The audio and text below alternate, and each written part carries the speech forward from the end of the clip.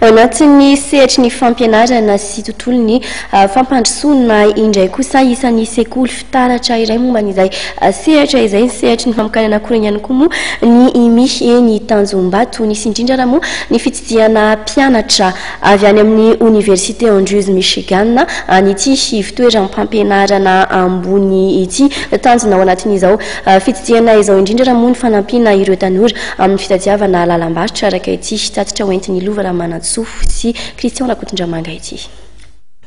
Manana tanjaka ara-toekareny Madagasikara saingy tsy voatrandraka araka ny tokony izy zany no ny antony maro samihafa. Ho fanampianantsika amin'ny fitadiavana lalam-barotra ary dia nisy mpianatra miisa 520 avy any amin'ny Université Andrews ao Berrien Springs, Michigan, mandalina ny sampam-pampianarana Community and International Development niroso tamin'ny fitsidiana ny Institut Malagasy des Innovations na IMI etsy Tanjombato. Tafiditra indrindra ao anatin'ny dihy ho fandratoam-pahalalana nataon'izy ireo zany. Setra teo inavy mety fiaraha-miasa azo atao. Zay zany ny antony nakanesanay aty. Mba hijery ny zava-misy dia hitrandraka fiaraha-miasa. Dia misy zany eritreritra tsy mbola programa, tsy mbola misy hoe fanarana ny soniavina akory. Fa misy zavatra eritreretina hoe ny Université Andrews zay misy anay zany azo atao ny miara-miasa mandefa mpianatra eto. Mandefa mpampianatra, mandefa ihany koa mpikaroka avy any États-Unis dia hitrandraka zay azo atao eto Madagasikara. Mety amin'ny lafin'ny tao-trano mana département zay ny lafin'ny fambolena dia koa ny lafin'ny computer science.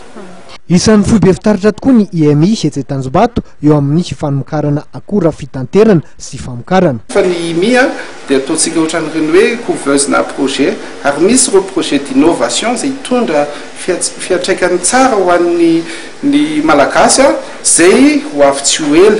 Rehefa misy ireo olona zay anatanteraka anazy sy ny famatsiana mifanaraka amin'izany.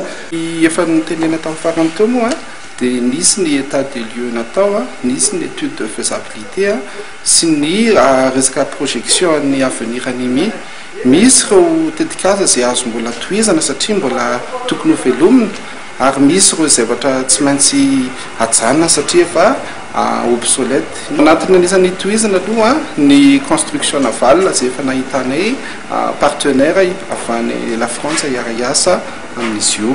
Ho avy amin'ny fotoana manaraka ny présentation sy ny fanambarana amin'ny fomba ofisialy an'io tetikasa iray io. Iroso amin'ny fanarahana lasitra ny IMI sy ity Université Andrews ao Michigan ty. Ireo mpianatra kosa etsy an-daniny dia hanao maso ivoho ho amin'ny fampandrosoana ny Madagasikara.